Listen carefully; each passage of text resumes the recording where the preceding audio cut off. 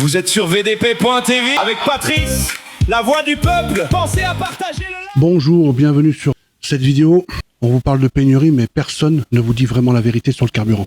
Déjà, premièrement, la première chose qui est importante, il n'y a pas de vraie pénurie en France. On dispose d'environ 2 ou 3 mois de réserve. Et le vrai danger, ce n'est pas le manque immédiat, c'est la panique. Quand les gens se ruent aux pompes, là oui, ça crée justement des tensions.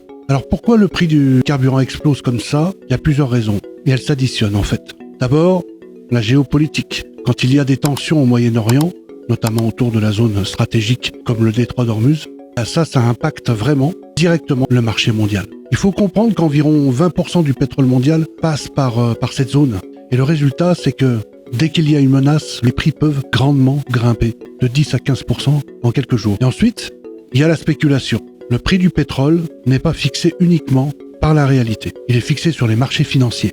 Alors là, les traders anticipent cette crise, ils achètent massivement et les prix montent avant même qu'il y ait une pénurie réelle. En clair, on paye la peur du manque. Puis il y a aussi les pays producteurs, notamment ceux de l'OPEP, eux qui peuvent décider de réduire volontairement leur production, moins de pétrole sur le marché. Ça veut dire quoi? Ça veut dire qu'il y a des prix plus élevés. Ils vendent moins, mais ils gagnent plus. Et puis il y a le cas de la France. Alors là, il y a environ 50 à 60% du prix du carburant. Ce sont des taxes qui sont exorbitantes, la TICPE par exemple, et la TVA.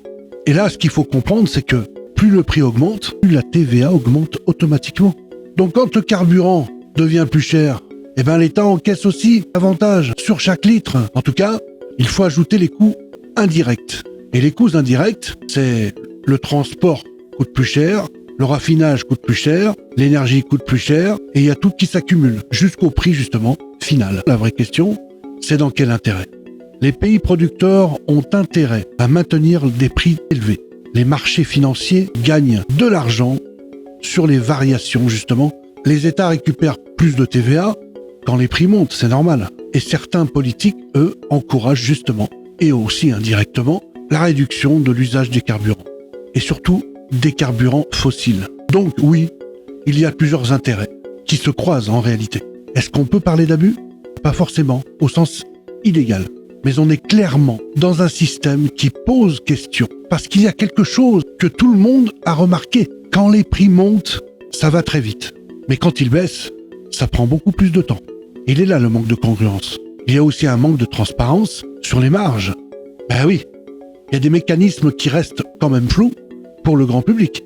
Alors au final, qu'est-ce qui se passe? C'est toujours le consommateur qui paye. Ben bien sûr. La bonne blague. Et aujourd'hui, commence à nous dire de faire des réserves. Et pourquoi? Parce que si les prix restent élevés trop longtemps, les importations peuvent ralentir. Les coûts explosent, les flux se tendent. Et là, il y a la vraie tension. Une vraie tension qui peut apparaître bien plus vite qu'on ne le pense. Nous sommes déjà dans cette tension.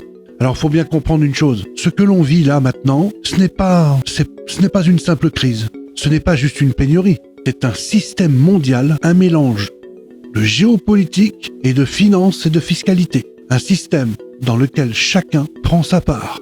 Et au bout de la chaîne, c'est toujours le citoyen qui paye. Merci à vous.